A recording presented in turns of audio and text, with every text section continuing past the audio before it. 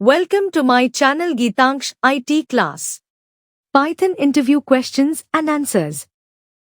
Question number 1. What is the difference between range and xrange in Python 2? X. Answer is in Python 2. X, range and xrange generate integer sequences. However, range yields a list of integers simultaneously, while xrange generates them on the fly as needed. It can be more memory efficient when working with large ranges, as it generates only one number simultaneously. In Python 3, xrange has been modified to behave like xrange, and xrange no longer exists. Question number 2.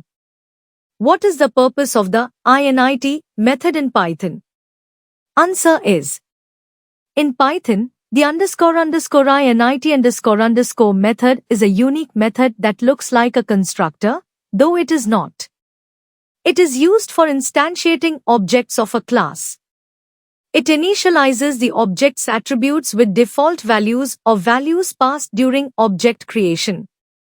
This method is commonly used to set up an object's initial state and can also be used to perform other initialization tasks. Question number 3. How can you check the type of a variable in Python? Answer is in Python, the type function determines the type of a variable. For example, type variable will return the style of the variable. Alternatively, the isInstance function can be used to check if a variable is an instance of a particular class. For example, isInstance variable int will return true if the variable is an instance of the int class. Question number 4. What is the difference between is and is equal to in Python? Answer is the is operator checks if two objects are the same object in memory. It returns true if both objects are identical, meaning they have the same memory address.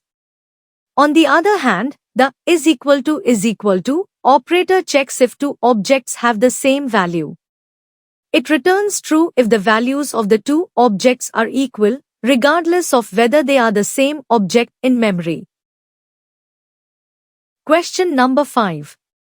What are decorators in Python and how are they used?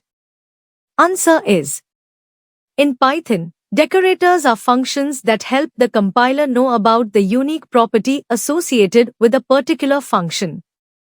By wrapping a function with another function, decorators can modify the input or output values of the function or add functionality to it before or after it executes. Decorators are often used to add cross-cutting concerns like logging, caching, or authentication in a reusable manner. Thanks watching for my video. Please like, share, and comment my video and subscribe my channel.